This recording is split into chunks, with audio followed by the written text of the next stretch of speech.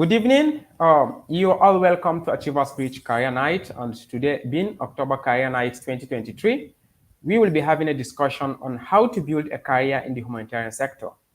My name is Emma Mbiza, as most of us know me by now, the co-founder of Achievers Bridge, which is a personal development company aiming to create an ideal environment for dreamers to actualize their dreams into reality. And here with me is, on this career night, is Mr. Dawara Yunana Duara, who is an international staff currently working in South Sudan as an expert. He previously worked as a program manager with WIN Nigeria before joining an international role, in South Sudan. Mr. Dawara is also the founder and board member of Paget Foundation, which is a non-profit organization. I am very sure if you are on this show today, I am very, very, very sure that by the end of today, those of us who are looking forward to starting a career as humanitarian actors will get relevant information that can lead them to the right path.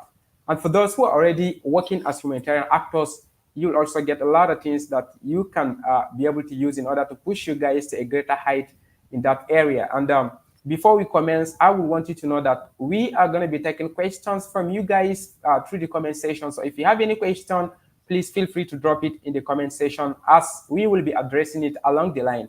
And thank you for being here, Mr. Dawara. Can you please tell us briefly about yourself before we go down to the main discussion of the day? Yeah, thank you so much for this opportunity. And I'm thrilled to be here this night to speak with you guys. For me, I think you've said all about me. I think the only thing that you didn't say is that I'm from Borno State, Nigeria, and also from specifically from Chinene and Goza local government. So I think this is basically what I can say, add to what you've said. Thank you so much. Thank you. We are glad to have you here. Yeah. Now, I think I will begin by saying this.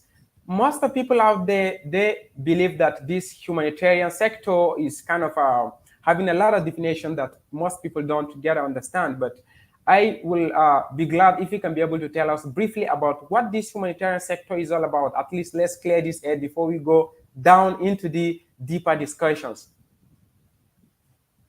Oh, thank you so much for that. Yeah, actually, humanitarian sector is a sector that is responding to crises, natural disasters, and any emergencies that may erupt at any time or in any of the locations without choosing specific geographic or prioritizing any geographic location. But the responses in humanitarian sector is usually based on needs and also not based on any either ethnicity or any race or background.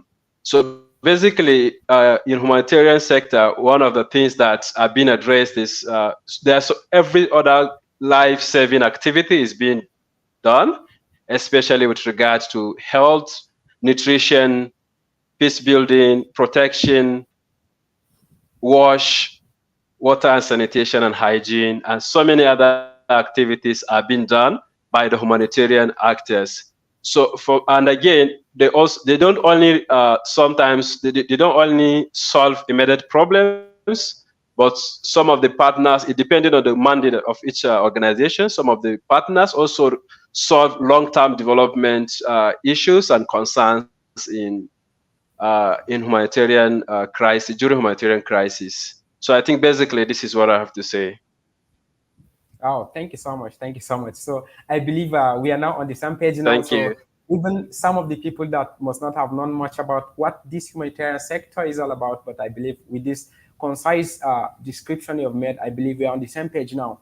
Now, we all believe that there's a very huge lot of opportunities for people that exist in the humanitarian sector that is left untapped. But then we have this general misconception that people believe that if you don't know anybody in that sector, then you cannot be able to have any opportunity to get a job in there or to build a career in that area. So can you reflect on that, please? What's your view about that? Okay, thank you so much again.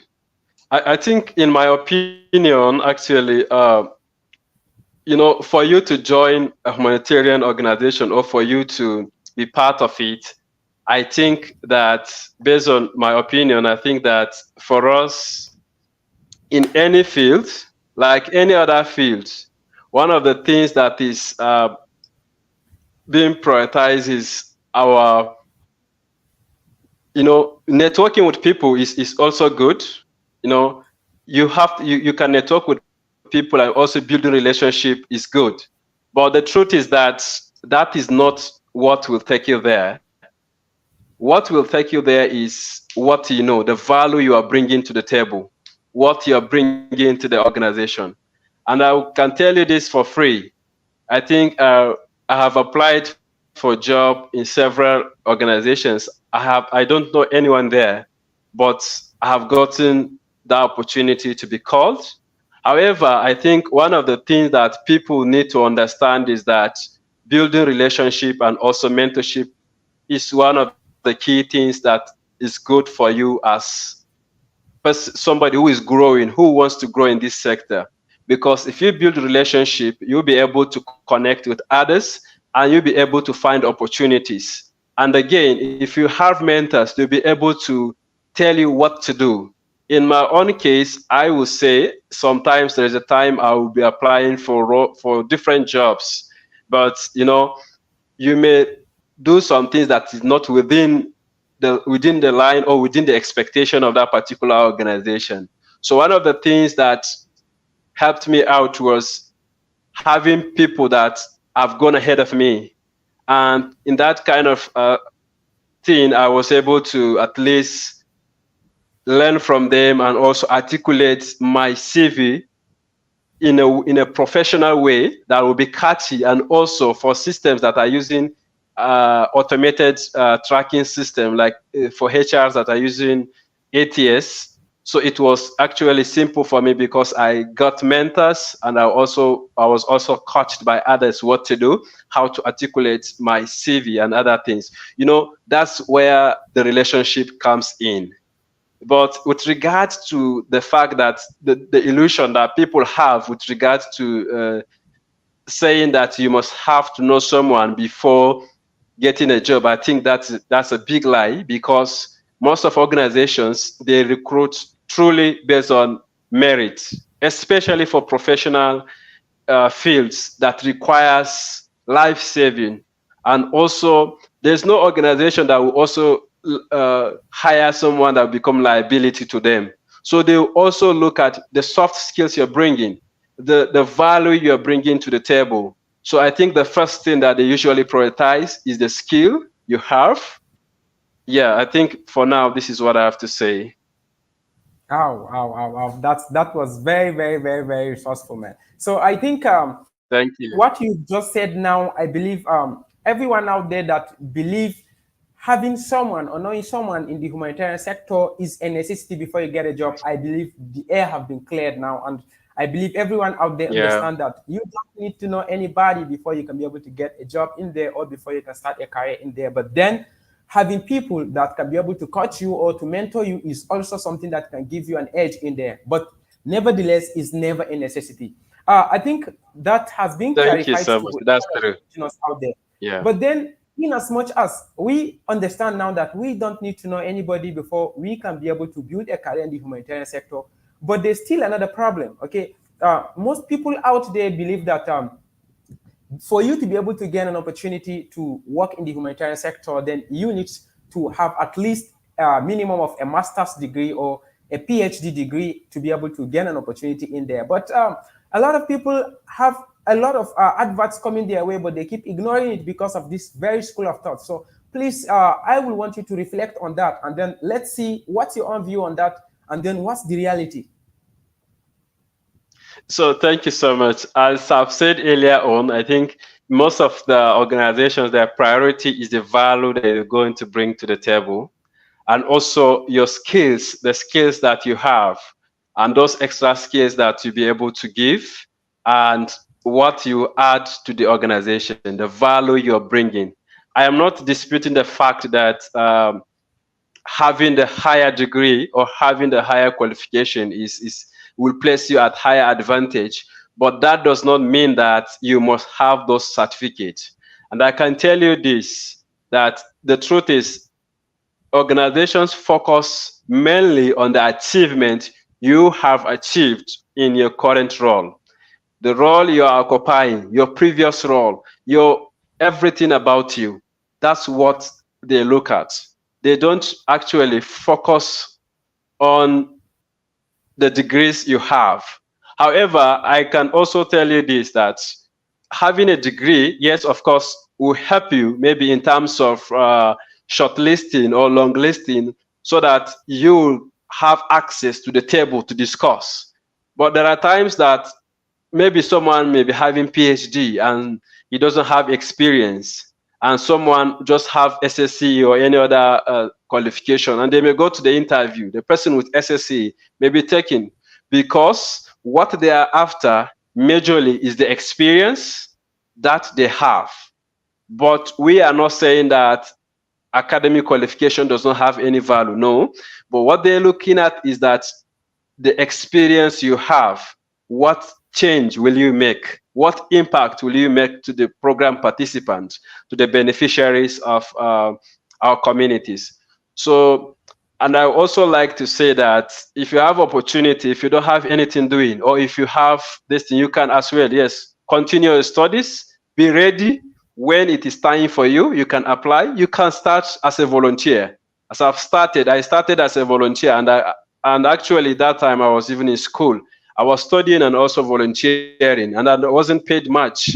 But today now I am in one of the international organizations occupying an international role, and of which so many people of my age may not be there. So many people of my qualification may not be there.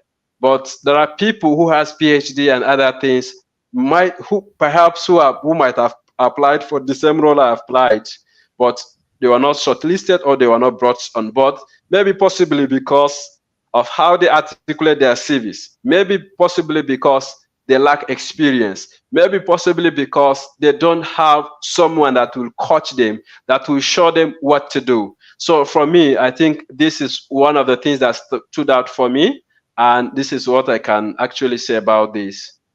Thank you. Wow. I think we are having some people that are already saying, wow. So I think I don't need to limit myself because of my academic qualification or things like that. And then I believe this is a turnaround moment for a lot of people out there. Please, if you are viewing us, please, if you know of anyone that must have been carrying this kind of belief around, and then they must have been believing that you must have a master's degree before you can be able to apply for a job in the humanitarian sector, please, we will want you to support us by sharing this very video so that they can be able to come on live and then join us on this discussion, because this humanitarian expert in here is giving us a lot of value that will be very helpful to understanding these particular things. Okay, thank you so much, Dora, for that. And then my next question for you is another concern that most people do have. While I was putting up the questions that most people have about this humanitarian sector while waiting for this day, there's this concern that most people believe there's no job security in the humanitarian sector, and that has been a thing that have been discouraging a lot of people from coming to the humanitarian sector. Now, what do you have to say about job security? And then is there anything so special that makes a lot of people to leave the so-called job security, some even leaving the government work and then coming into the humanitarian sector? Is there anything special that we need to know about and the people viewing us out there need to know about, please? Thank you so much for this question. Yeah, truly, for me, I think everybody is entitled for to his own opinion, but I think that some people may not be aware of the current situations and also current happenings in the humanitarian sector. So actually, in humanitarian sector, for instance, if there is any crisis, let's take it for instance, if there is earthquake or any emergency, let's take it for instance, if anything happens, you know, it requires, like, sorry, let me just say malaria outbreak, for instance, you know, it may require immediate response, and staff, maybe local staff or temporary staff, may be hired to conduct maybe sensitization or hygiene promotion activities and other things just for the period of that of that issue, of that disease. Once it goes, then their contracts may elapse, right? But I think this is where the issue of value and capacity comes in. The truth is that if you build your capacity, I don't think that you lack job in humanitarian sector. If you are within the system, I think, for me, in my opinion, people will be looking out for you, not you looking for a job. What I mean is that recommendations will come because of that relationship that you might have built over the years and over the time. And again, looking at the fact that, let me just cite an instance with, if we are talking about job security, sometimes if we compare the government's paid jobs and also the humanitarian paid jobs, despite the fact that sometimes the contracts are just short time, but if you compare the short time that you'll be paid in huge amount of money, and also that of government that will be paid in small amount of money, that you think maybe you are getting a lot. We are not saying that of course, you have to support our government, and you have to work for government. So what I'm saying is that if you have passion and interest in working in humanitarian sector, of course, you have to do that. Of course, the passion have to be there. But beyond passion, you have to be resilient, because sometimes, truly, as you people have put out, that sometimes there's a concern regarding job security and other things.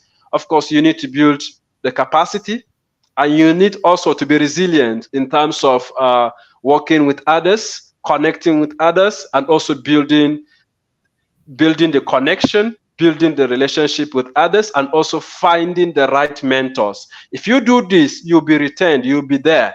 I can also cite an example like this. My current organization has recently shared one of the opportunity with us, that if anybody is willing to go for any learning event or training in one of the countries in Japan, most of humanitarian partners, they also invest in their staff so that they will be able to retain them. Once this project finish, they retain the good ones. Once you are not good, then of course you are the one pushing yourself. And that is why we're talking about capacity. We're talking about value. We're talking about experience. So if you don't have all these things, I think this is where the problem is. And also working along with others. Sometimes some of us will be carried away by the money we are getting or by what we get. We forgot that relationship is good. Sometimes we look down on our workers. Somebody who is a house help, you thought that you're bigger than that person. And the truth is that you are equal, but doing different things. Without the security, you can't actually execute anything. Without the cook, without the cleaner, do you think you can execute your work well? So these are the things that we also need to understand. Your behavior at workplace also matters a lot, and it also determines it also determines how you will get another job or how your contract will be renewed. But let me tell you this for free. The truth is that if you know what you're doing, organization will be sorting out for you, will be looking out for you, will be looking out for what you can bring. So I think that is what I can say for now. And as we go, I think if we have any more questions, I think I will be, yeah. Okay. Thank you.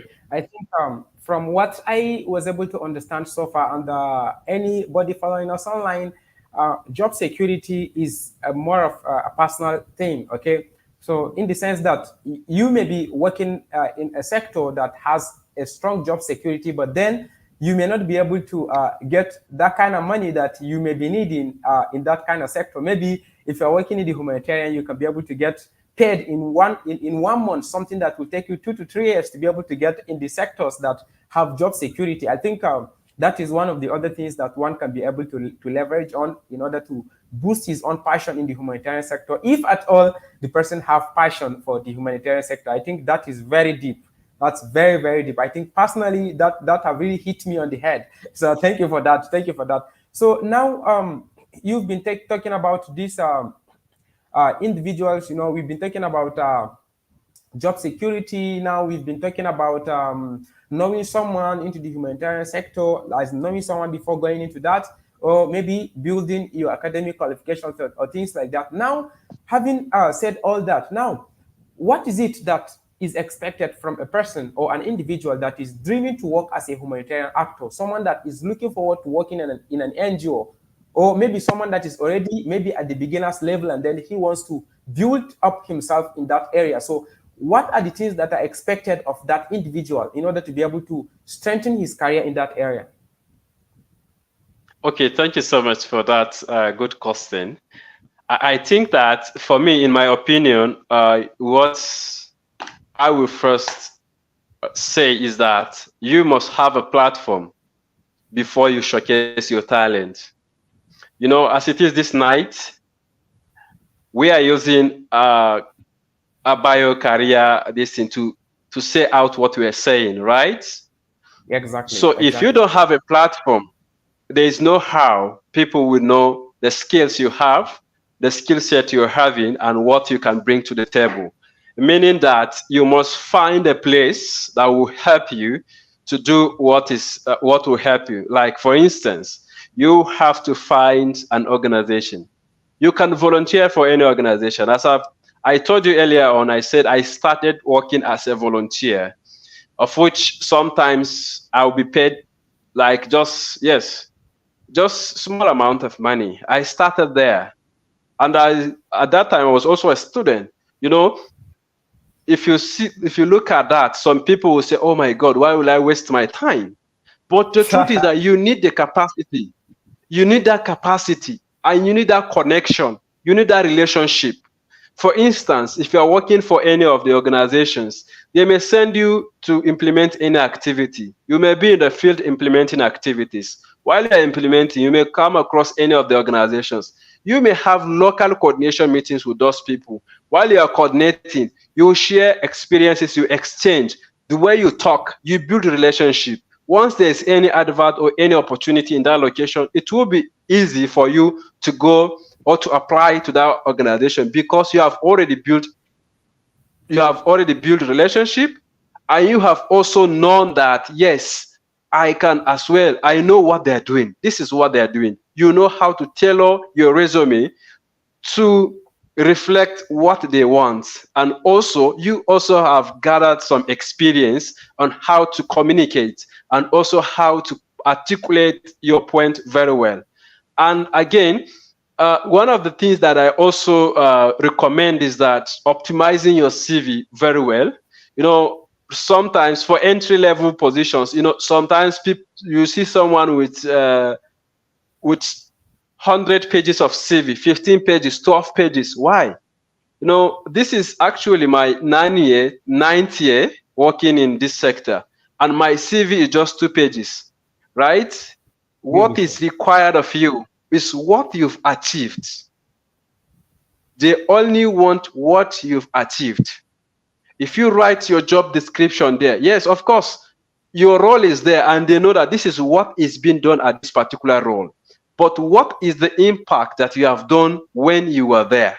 If there's no impact, or if there's nothing like achievement that you have done during that period, it means that even if they hire you, it means they are just hiring someone that will be redundant and who cannot just articulate his CV that he wants to apply for a job. These also are the parameters that they usually use to measure your capacity and also your intelligence. And that may not also be the case. You may have the capacity, but you did not sit down to articulate or to write your CV very well. And again, there are some organizations, for instance, that are using automated tracking system, like they call it ATS.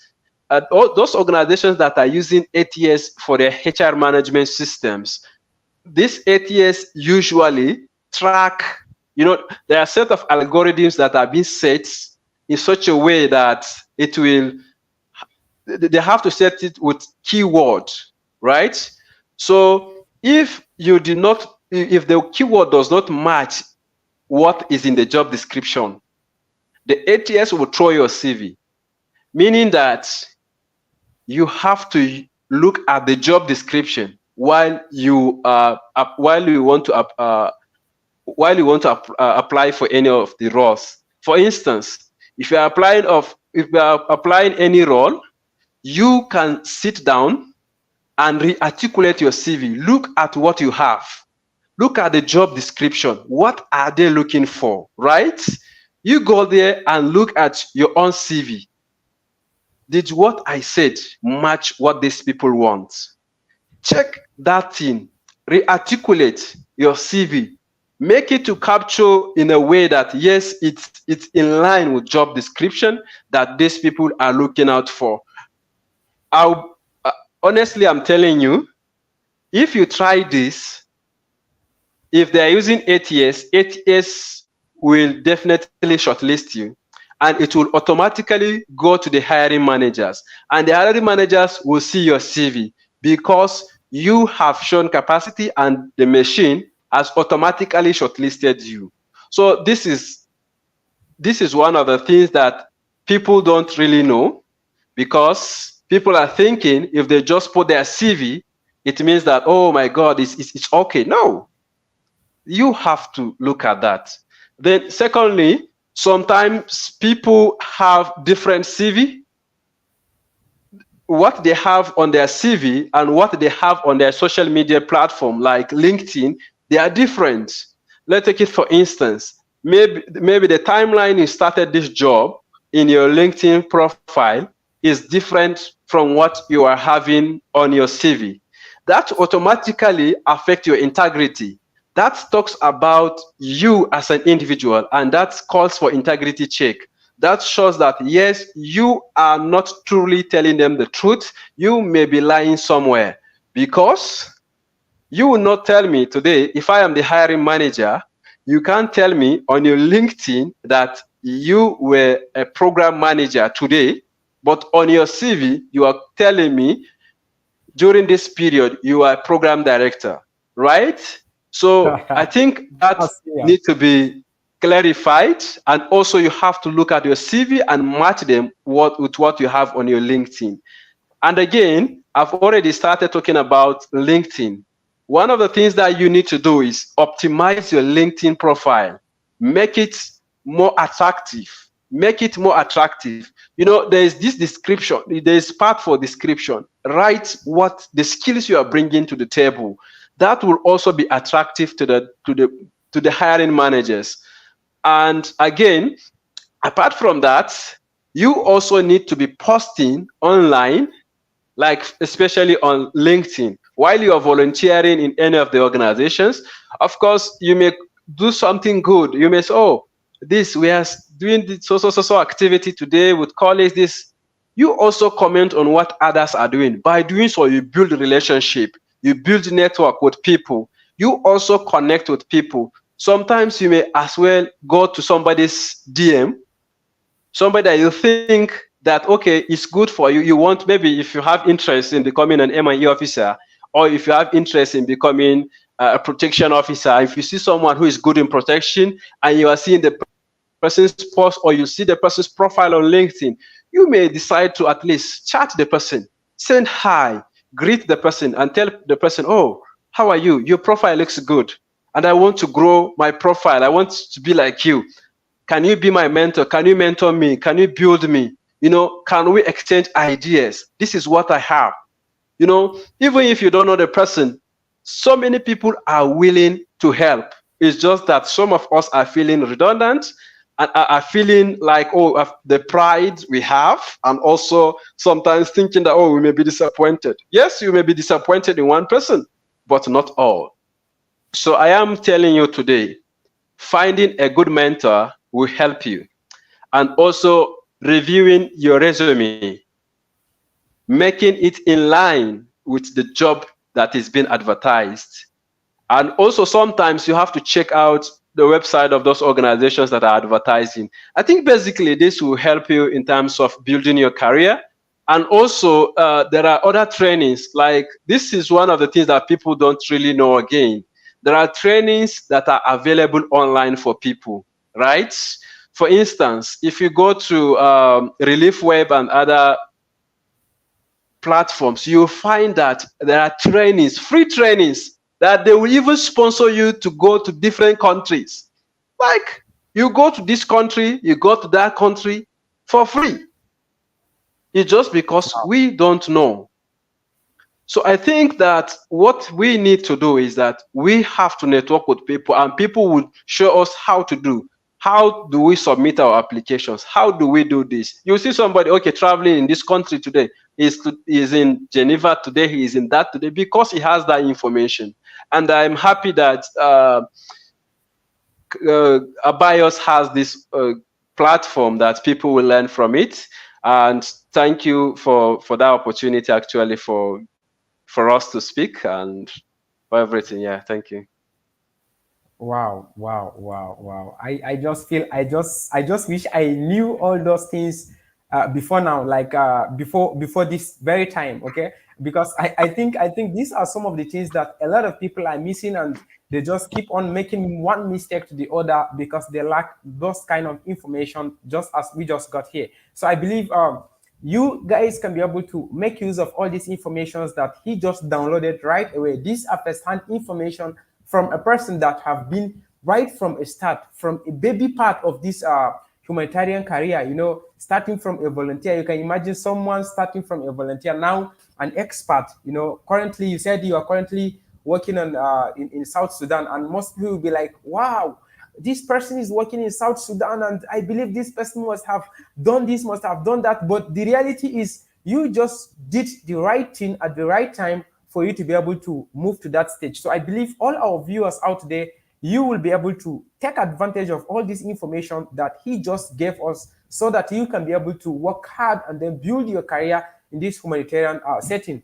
Now, I heard you talk about people going to LinkedIn and maybe checking out some of the people that or some of the organizations that are posting their jobs or things like that. But then, just to make it easier for the people out there, so is there any platform or specific platform that people can be able to go in order to get access to these adverts? Maybe they can be able to just go to a particular platform, and then they will be seeing all the series of advertisements for jobs that are being advertised on daily basis from different organizations. Is there any like that?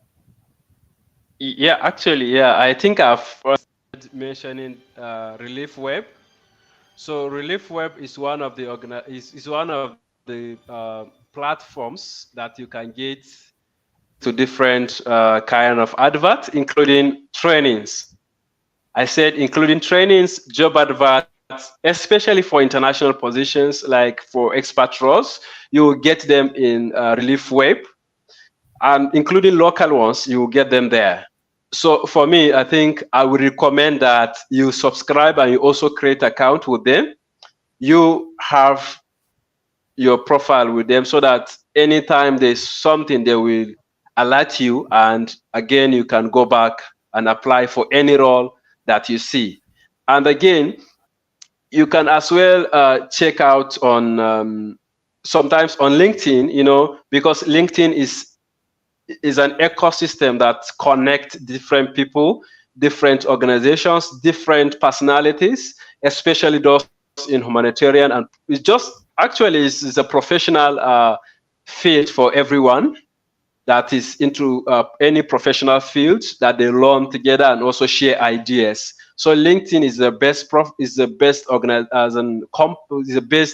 social media platform for you to also connect, see adverts, and get connected.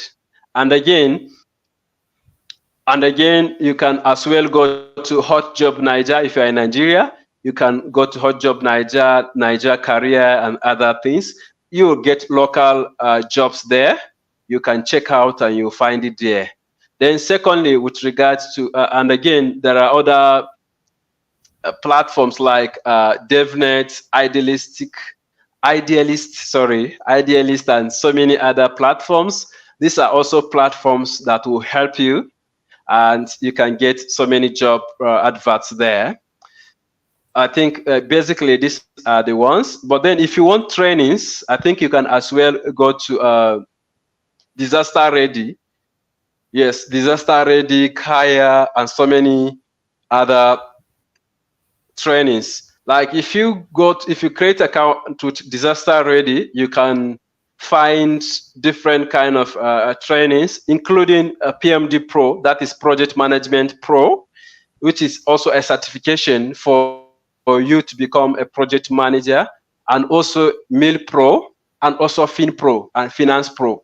So if you want to be pro in it, pro means that if you want to be professional in any of the field that you choose, it's good that you undergo these intensive trainings, which are free and also online. Though some are paid, but then I think for disaster ready, most of them are free. And also Kaya is also free trainings that you can build your capacity. And all these trainings are there for people to build their capacities. But people are not, everybody's looking for software. Everybody's looking for, okay, how do I connect with this and get the job? Or I know this, I want to get the job. But that's not the case. What is the case? The case is that what you bring to the table and how you can sustain yourself in that kind of environment. I believe if you utilize these kind of platforms very well, definitely I believe you get something. And again, in addition to that, you may also check out any of the organization that you have interest on. I've talked about LinkedIn earlier on, that you can at least share some updates or any of your comments on LinkedIn profile or on your LinkedIn. While you're sharing that, you may tag, maybe if this time for 16 days of activism, you may tag 16 days of activism. Maybe if it is disability inclusion, you can tag inclusion, disability, and any other thing. Any organization that has disability inclusion and is one of their taglines, the more you tag, the more they will also see you. And they will know that, yes, you are already part of the ecosystem. You are part of the humanitarian sector. So it won't be difficult for them to hire you. And that will confirm to them that, yes, you definitely have a capacity. And again, I would also like to add to this again, though this is not, you didn't ask this question, but I would also like to talk about We'll be this. glad. We'll be Yeah, glad. We really want to know everything yeah, around this area. So please go ahead. yes. Actually, you have to be careful the way you use. You have to use social media responsibly. Why? Because sometimes we engage in discussions that are irrelevant, and also that will deter us from getting offer in some of the organizations. Because most of the organizations usually do background check, especially for some roles that are very key to the organization. They are being very meticulous in sorting out or in outsourcing who will be part of their management team, or who will be part of maybe initiating dialogue or any peace building activities. So let me cite an example. Some of us will go to social media and post about maybe discussing about religious things that will cause chaos, talking about violence, the way we talk, sometimes we talk about issues that are irrelevant. So this sometimes hinders our chances of getting shortlisted. Because let's take it for instance now, if for instance, looking at the issue of Gaza and Israel, it's more or less, some people are looking at it as if as it's a religious based something, because some people believe that Israel is a Christian something, or and Gaza or Palestine is believed to be Muslim dominated areas. So some people would like to comment based on religious perspective, but not based on humanity, not based on humanity based response. Sometimes this also affects our chances of getting shortlisted. So what I'm trying to say in essence is that you have to be careful about what you're posting. I am not saying that yes, you shouldn't be proud of your religion. No, you have to, but then you have to do that responsibly, and you have to add decorum to that, because if you think that, yes, yeah, I can do anything, I can post what, there's a time for everything, right? And that will be used against you. So I think basically this is what I have to say with regards to this. Wow, wow, wow. This is very, very, Yeah. very, very important. Like, I've picked a lot of things from the information you just gave us with that regards, especially with the use of social media, because these are some of the things that people just take for granted, and then they don't just pay attention, and they just feel they can just do anything. But then if you want to build a career, especially in the humanitarian sector, I believe this information you just gave us in this aspect will be very helpful too. And please, I will want you guys to be able to make use of all these things meticulously, because if there's anything that you need to go back and maybe change, or if there's anything you need to go back and clean in your past, then I think it's high time you do that, as long as you want to build a career in this sector. Now, for some of us that are watching us live, please, if you have any question, if you have any comments, while I give him the last question I want to be giving on my dashboard here, so please, you can drop it in the comment section so that he can be able to give us a real-time, response to those questions. Now, Mr. Dora, thank you so much for staying up to this time, and I have this one last question for you.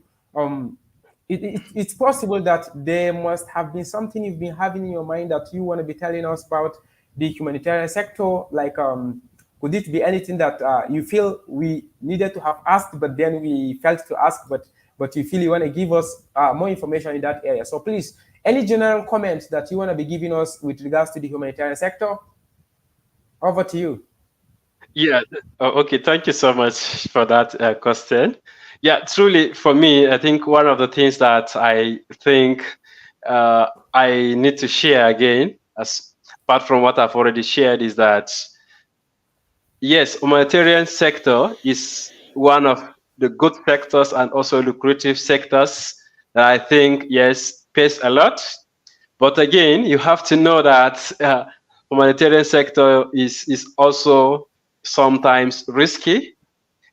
Sometimes you may be posted to locations that you have not been to. So what I'm trying to say is that you have to adapt to the new context you are in. You have to learn the system, the culture of those people. You have to at least know what they're doing. For instance, if you are posted to an international role, if you are serving in any of the international roles in any of the countries, you are part of that community. You have to behave the way they are.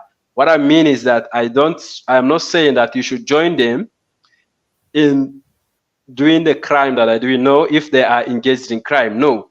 What I'm saying is you have to adapt to their culture, the way they talk. You have to learn their languages. You have to also learn how to adapt to their food, like eating the food, as in the type of food there may not be the same in your country. And also maybe the kind of issues, maybe there will be no thing like maybe your location is extremely cold, but the place you'll be taken to maybe extremely very hot, or maybe extremely very cold. So your ability to adapt is also good. And also you have to be resilient. Sometimes working with others, of course, we have our differences. You have to adapt to that. You have to be resilient. Complaining is never the best option, but working as a team, contributing, that solidarity, working together, supporting each other, I think is one of the things that will stand out for you and that will help you propel you to another level of in your career. Then secondly, I would also like to talk about sometimes you may be posted to a dangerous zones. Like, let's take it for instance, war is currently going on, ongoing conflict in Ukraine, Russia, Gaza, Israel. These are the trending conflicts around the globe now, and we are expected, anytime you are posted to this kind of locations, your life may be at risk.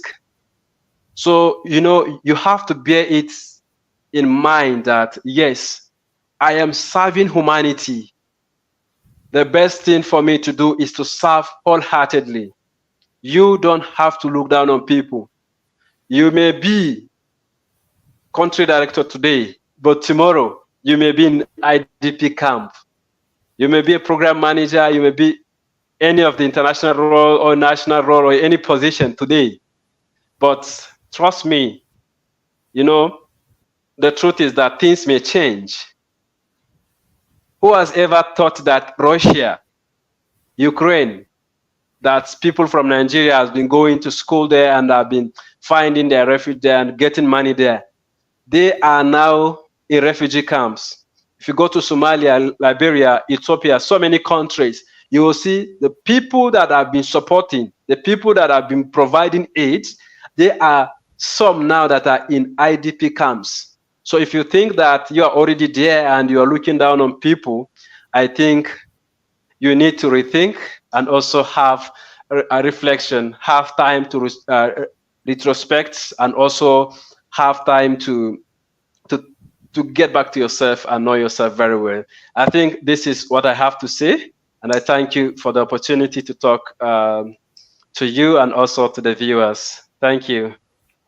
Oh, thank you. It's been a pleasure having you here, sir. And thank you for taking out your time to educate us on this humanitarian sector. And then at least by now, most people must have gotten a lot of information that they didn't know before, and which will be very, very, very helpful to them. And by that, I will want to say thank you to everyone for being there up to this time.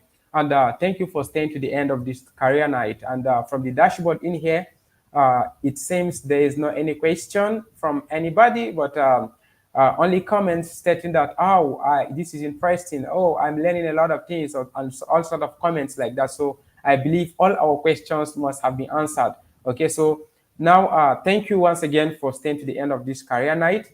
Achievers Preach Career Night is a monthly virtual event that holds on every last Sunday of the month. And I want to assure you that Career Night will give you the best when it comes to your dreams, as we will connect you with all relevant information needed for your dreams to come true. And if you have not subscribed to this channel, please, you can kindly do so, as we also upload videos on a weekly basis so as to shine more light on your way to success. See you guys in November Career Night, where we will be discussing another important topic. And I'm very sure that that will be a topic that you will be so much interested in learning so much in that area. And thank you so much once again, guys. Thank you so much. See you guys in November Career Night. And Mr. Dawara, thank you so much, sir. Thank you so much for your time. And we really, really appreciate. Thank you. It's my pleasure. Thank you.